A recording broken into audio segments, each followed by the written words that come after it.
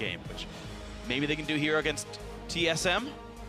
And we'll see if that can happen as we get ourselves into picks and bans. Corki and Gangplank and Callista all off the table. No big surprises here. Gangplank, though we are on 6.4, he had received some changes to how he stacks barrels.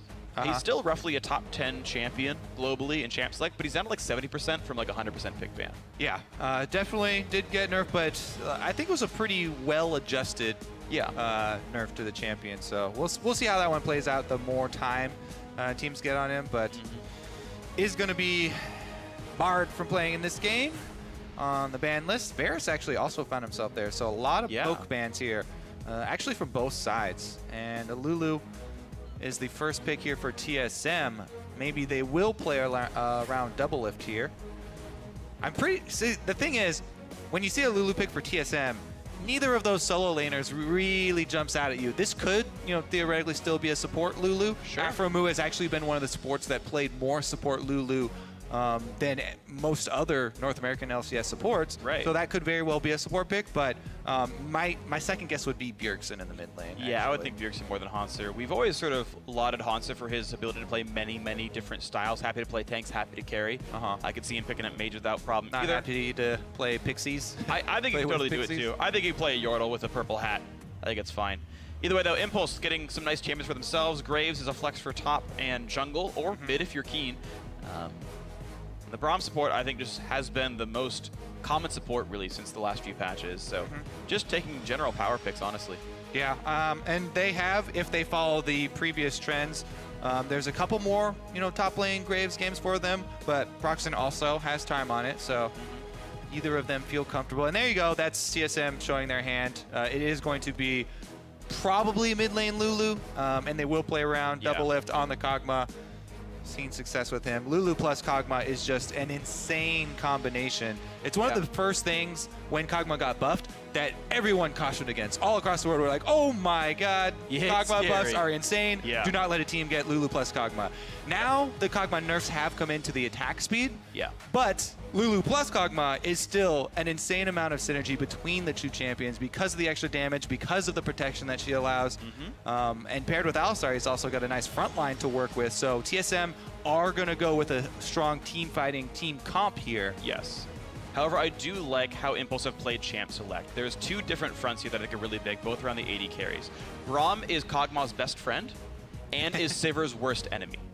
And so setting up to say, look, you are not allowed to play Braum Kog because you take the Braum away, but then seeing what they actually go for, and then still coming back for Sivir. I agree with Jat that I think Sivir is like a top-tier AD carry to pick. I think we all agree that Sivir is a top-tier pick, but Braum, I mean, okay, I'll go with it, but I think that the Gragas paired with Sivir also adds a lot of versatility. I think it does. It is going to put a lot of pressure on the skill of the player, though. Gragas is... there's a huge variance in Gragas play, just because so many of his skills are skill shot based. And if he does get a great explosive cask, you can win the game for your team. Yeah, Braum also stops half of what Gragas wants to do. Of course, you can stop the explosive cask. So we'll see if Proxen can get some knock-ins onto the double lift Kog'Maw.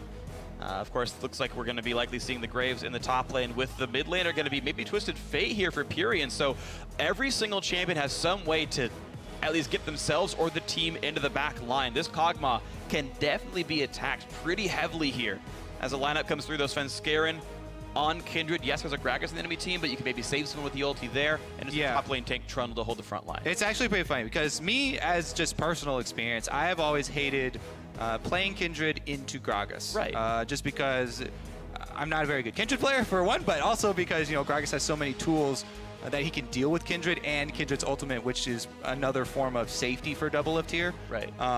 But again, it comes down to the skill of the Gragas player. And I actually talked to Kire, after he picked the Kindred into Gragas, and he actually likes the matchup. Really? Just because he's so often been able to outplay enemy Gragas players. You just have to save your tumble or your hail of arrows there with Kindred to be able to, reposition accordingly. And you can also save the Kindred ultimate till after Gragas uses it if they're using it for initiation, which in this team comp, it looks like Impulse might use Gragas ultimate very early on in conjunction with TF trying to stun someone into place for a good one. To try to actually pick out the Kog'Maw in the first place. We'll see. Yeah, the order of operations skill matchup. There you go. Grepo says it for like every matchup in the bot lane, by the way, regardless of whether it is or not. Either way, I think it's going to be a great match here. TSM versus Impulse. Tweet at LOL Esports with hashtag TSM win or hashtag TIP win for which team it's going to be. Solomid, really close between either dropping to 5th or moving up to 3rd. Impulse, of course, their destiny not set in stone either. Tied for 7th. 2.5 games back from 6th. They could go up, they could go down. We'll see what these guys do. Here we go, into the match. All right. We'll also keep our eyes on Svenskeren and see if he does go with the Devour, which has been the overwhelming favorite recently for Kindred players. Also, I want to see if he makes any early moves because TSM actually did a pretty good job at IEM in some of the games of utilizing Svenskeren's early offensive tendencies on a jungler. But really the interesting story here for this game is the top move here from Impulse as they find Hanser. Flash, slow into Hanser, has to flash away. It'll be a trade of summoner spells. Hanser getting away pretty cleanly. 2 trinkets used in non-ideal positions, but Impulse will be able to push right in on this. That's a case of, do you want to expend 2 more flashes for a on Impulse's side to grab that first blood? Maybe somebody is there protecting him. I think that if no one is there protecting him, then you can capitalize, but it's very risky there going in blind. And they'll take the sure win of flash advantage. Hanser on Trundle will not have an escape. Maybe that turns into something. We'll see if there's any ramifications later on in the game. If it's a lane swap, you've pretty much got 3 minutes of guaranteed safety to get that cooldown most of the way back, because you really never fight other champion in the 3v0. So we'll see what the arrangement ends up being. And look at this, actually very safe starts on both sides. Svenskeren getting a long leash alongside Yellowstar and Doublelift, actually. So they really ensure that Svenskeren is not stopped, and Yellowstar actually going to stay to leash in the bot lane as well. So I have not seen this level 1 actually in quite some time. Yeah, TSM, they also, Hanser here saw the dual lane starting Gromp and is trying to take away the Wolf camp. He's doing a good job. He's taking the small ones and he's actually hiding the big wolf around the corner. If he doesn't chase this further, Proxen, yeah, he doesn't see the wolf there in the fog of war. Hanser, smart move right there, leashing the wolf around the edge, and he's going to be able to steal away a camp. Wow. Very, very good. As a top laner, you're happy to get any sort of scraps, and a full camp for yourself is definitely good for Hanser. Things have turned around after having to use his flash early. Very happy with the start for him. Definitely really smart stuff by TSM to get more of the jungle in the early game. That will trickle forward and just give them more golden XP total coming into this one. The Trundle will still walk into the bot lane for the standard 3v0 gameplay. And looks like there shouldn't be really any issues with knocking the outer turrets down for both of these teams. That means we next track sort of where the junglers are going and what they do after the first wave. Impulse definitely is going to knock it down first and pushing harder, so we'll see how they transition if they decide to continue hard shoving with the Graves, which is actually happens pretty frequently, trying to shove it all the way down to secondary turret just because Graves is so good at constantly shoving waves, and it looks like they are going to do that. Okay.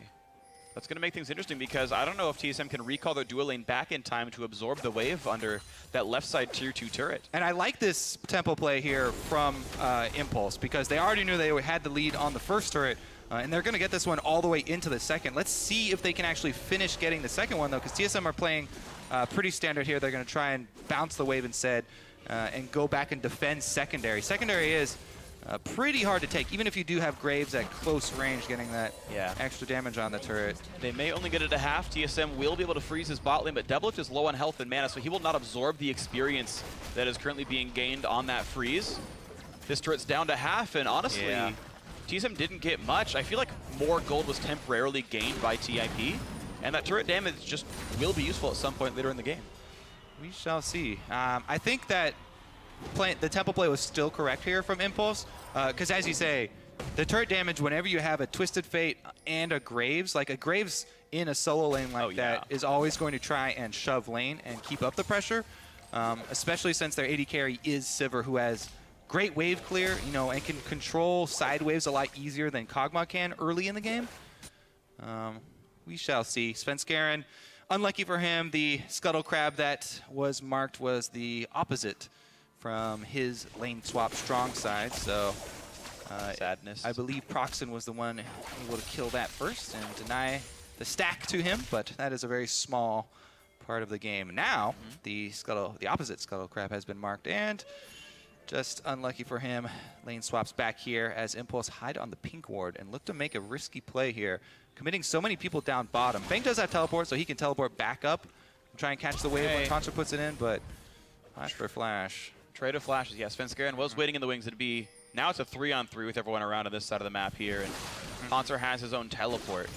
I think Fang's going to have to blow his teleport to get up top. And that might open up the play for a counter move from TSM. Teleport advantage here for TSM. 5 minutes. It's not just a single teleport advantage. Mid lane, until TF hits 6, Bjergsen also technically has a global advantage over him. Gate, though, no flash, remember.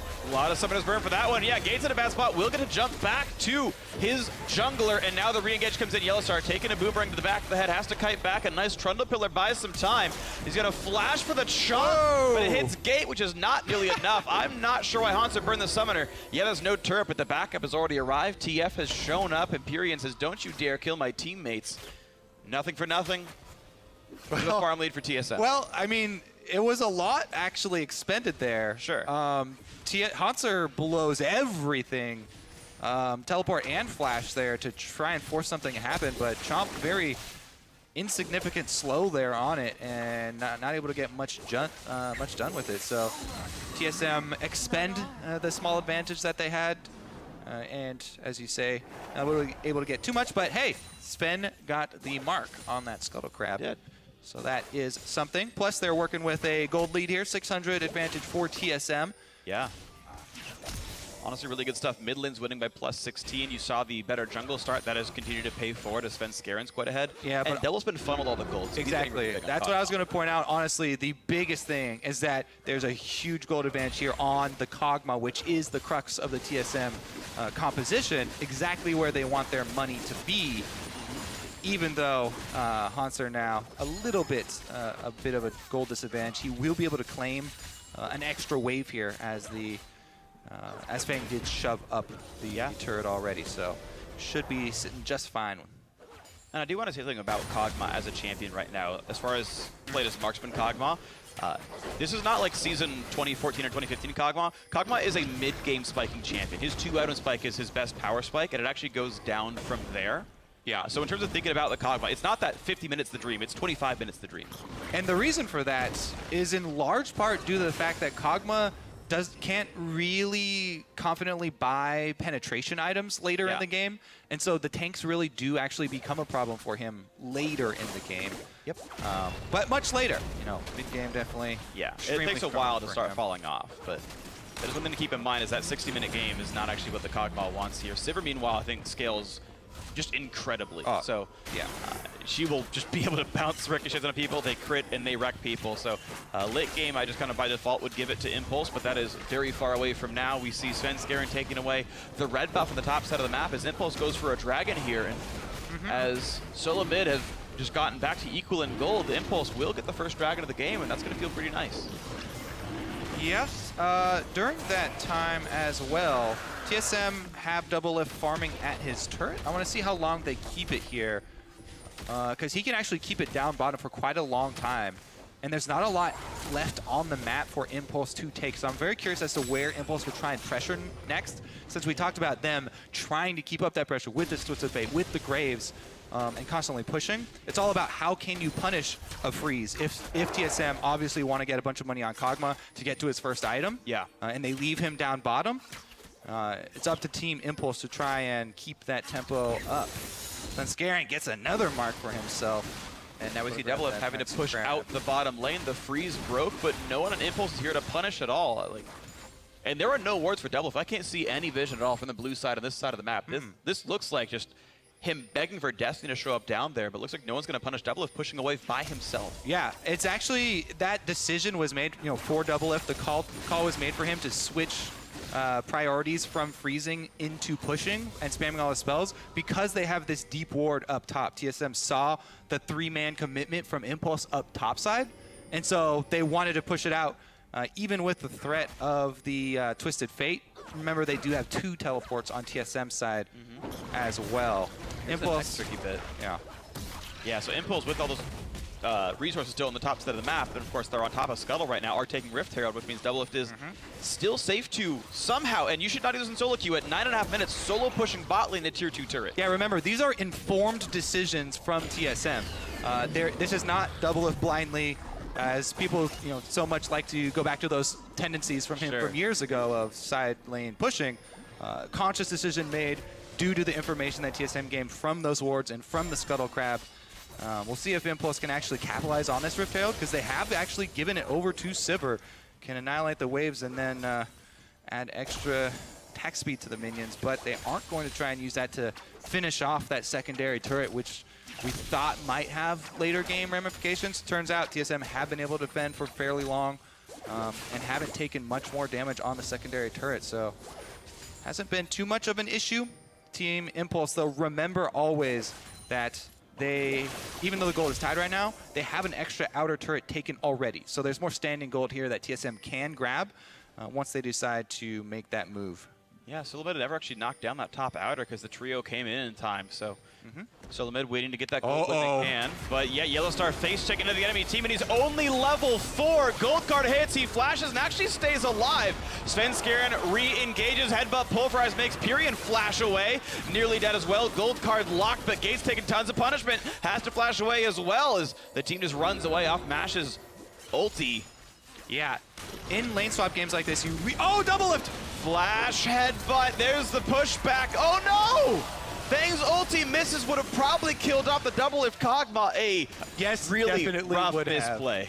Yeah, not much else to say about that, except for the ulti goes wide there from Fang. Ooh. He has had some hiccups with the Graves, even though he does like it.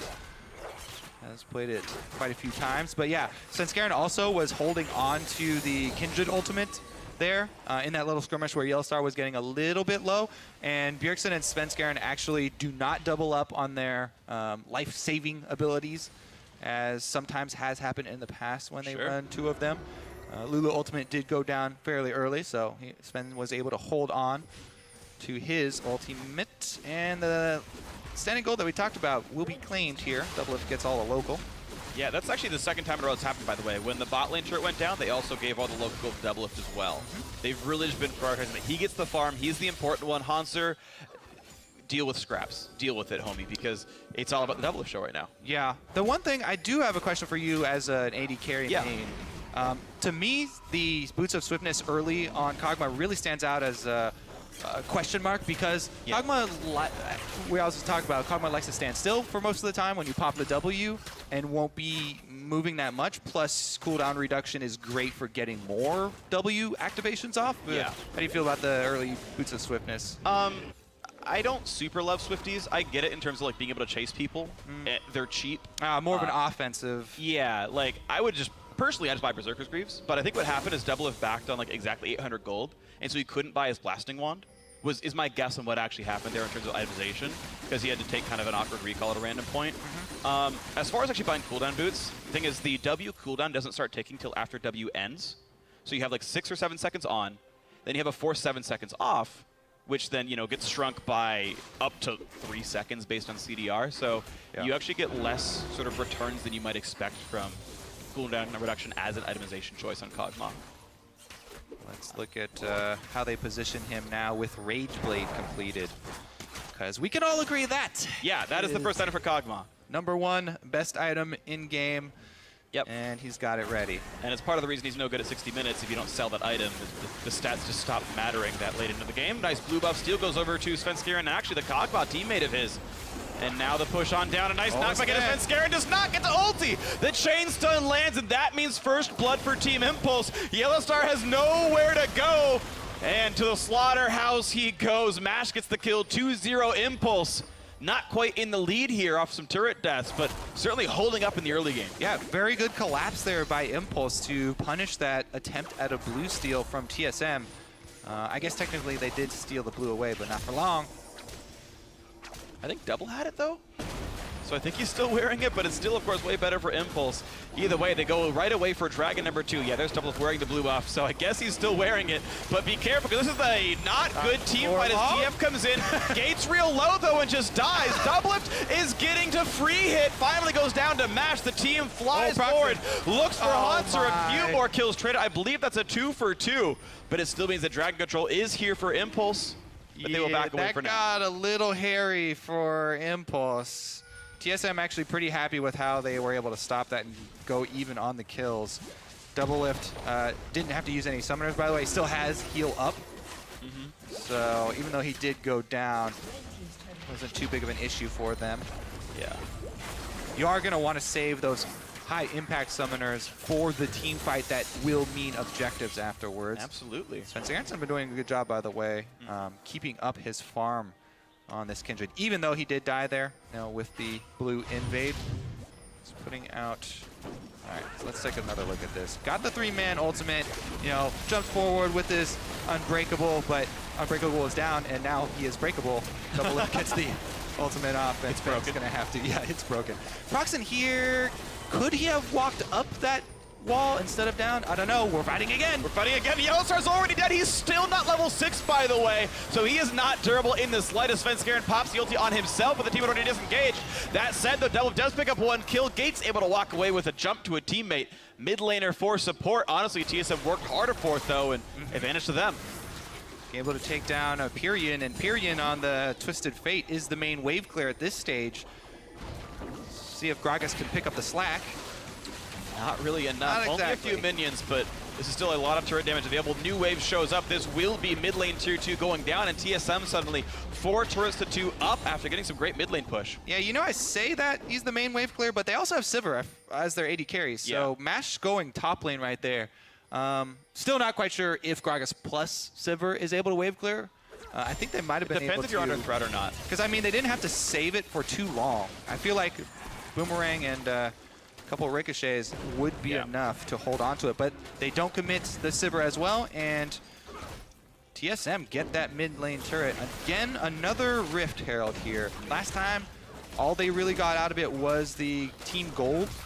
Didn't really make much use of the buff with Mash taking it last time. This time, Proxen will get it, so at least they'll increase his jungle clear. All right, let's look at how this started. What a pillar. Oof. Yellowstar with the flash plays. Oh, he missed the pulverize, though. The gate got actually knocked out. Really the burst there from Fang. This time, easy to hit in that corridor. Doublift comes to save the day for TSM here, and Svenskeren gets his ultimate off on himself. So Doublift's cutting there was way more impressive than it looked, because everyone's stacked on top of each other. I believe he actually moved between attacks and then still managed to click on Pyrian each time. I don't believe that was like right-click ASK. So that is actually really hard to have the mouse accuracy to do that. That is actually impressive what Doublift did there. Definitely did, because Sivir was right next to him sometimes. Yeah. Especially if you're trying to quickly cancel your move on a Kog'Maw. Might get a misclick in there, but not for Doublift. Definitely always been a mechanical great as far as AD carries are concerned. And right now at TSM, mechanics are kind of all he needs, playing the Kog'Maw, gonna get into the mid game as fast as he can. He did take a pit stop for Quicksilver Sash, which delays Hurricane, which actually he would literally just have right now if he didn't buy Quicksilver Sash. So damage is down, but it will help him get away from Twisted Fate ganks. And we'll see if that durability is enough for Doublift here as he puts down what damage he can. Mash has Essence Reaper done now, plus the Zeal. Once he gets Static Shiv, he'll really have some great AoE damage to deal in team fights. Yeah, the buff to Sivir really starts coming now towards the mid and late game. Crit starting to come in for Sivir. The team fight damage that she puts out is insane. We'll see if Impulse, though, if they can rush to the Kog'Maw. They've got the Sivir, Twisted Fate, and it's going to, once again, come from a high-skill Gragas explosive cask. See if Proxen is up to the challenge. Otherwise, Kindred plus Lulu plus Alistar and Trundle. A lot of protection there. Here goes the initiation, though. Red card locked, though. TSM knows all about that. Bjergsen's going to be totally fine. No gank going to happen for Yes. The salute to Reggie there from Proxen, or period. Yeah, no, it's fine. But still, yeah, mid lane under a bit of pressure. TIP can't quite push it all the way down. And keep in mind, that top lane, tier 2, got hit down to half HP as part of the initial lane swap game. And Impulse have not yet been able to get back to that side of the map. Oh, yeah. They are TSM right back up the mid lane. Not only are Impulse out of position, but they're down in gold value as well. Even if they find the fight, it's going to be hard for them to pull out victory, considering they're going to have to scramble for positioning here. Another turret here over to TSM. Fang going to try and I think this is a good equalize. finally finish the job they started early on. And with how little time he actually has to do this with the rest of the recalls coming in, he would not have killed us without the lane swap going the way it did. So the actual choices made in minute 3 of the game actually pays off as a turret kill here. So rarely do I see the turrets actually die because of that. Like, the team just ends up losing the game before that happens. But yeah, we finally saw that the choice to push paying off there. Impulse keeping the gold pretty close. Yeah, kind of a drop in the bucket though, because TSM, even though their gold lead isn't huge at 20 minutes. Sure. They've got so much of it concentrated on Kog'Maw, and it's all about the items. Gold doesn't really win you games. It's the items that you buy with those, obviously, and Doublelift has what he needs right now. Not only does he have the 2-item huge power spike, but he's got a QSS as well. QSS popping the ulti, can't get him away. It actually pushes him out of the team fight. Yellowstar pops ulti, so does the Kindred, so Svenskjar's gonna sit here, get the heal. TSM staying alive, ulti's popped, Hanser pops his own. Takes a tribute from his enemies, getting some health and stats for that one, but a 0 for 0. Ulti's burned for most people. Yeah, Lulu ultimate's still available though, so they still have some means to protect Kog. And they're going to keep up the pressure here. Hanser goes right back to split pushing. Both teleports, remember, still up for TSM, whereas Fang just used his on Graves. Yeah, so teleport's going to be an important thing. However, there's still a global up for Pyrian, so he can maybe make some split pushing shenanigans happen here as Doublelift retreats alongside the team over towards his Baron that, as of a minute and a half ago, has spawned on the map. And of course, Kog'Maw, yeah, real good at killing that thing. Yeah, Svenskjarn about there. Looking for the play, flash to the gold card into the goodbye, Svenskjarn. Stayed that a bit too far. Another flash in for Gate. He looks for the chase in the Doublelift, who was able to flash away to safety.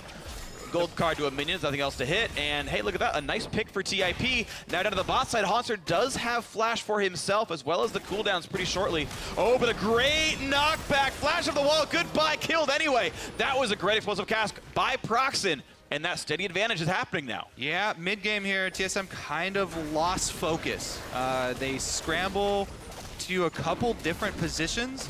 Not quite sure where the top lane was right there, but one person gets picked off. Impulse are grouped as 5, able to chain that into a second kill and objective afterwards. So TSM, with the mid-game sort of loss of focus right there, do give something back to Impulse, who are clawing their way back into this one. But TSM never say die. They know teleport's up, so when he respawns in 4 seconds, he's there to join the team. And they lost 2 people and pushed top lane 2-2. Turret's almost gone. There's the ultis in. Gold card locked onto Yellowstar, and here comes Hanser. The fight continues. Headbutt pulverize onto Gate, which means he's going to be dropping rapidly. And Devil gets another kill, the 4th of the game for TSM. Hanser stunned up, but he is tanky in the front line. He procs the next target, and look at the damage on Svenskjarn, pushing him around. Fang is next up. He will drop down. A shutdown comes through to the TSM jungler. A 2 for 0 this time for the blue team. Revenge for Sven there, and that is when TSM decides to finally blow all the extra summoners that they had stored up. Teleport for Hanser comes in.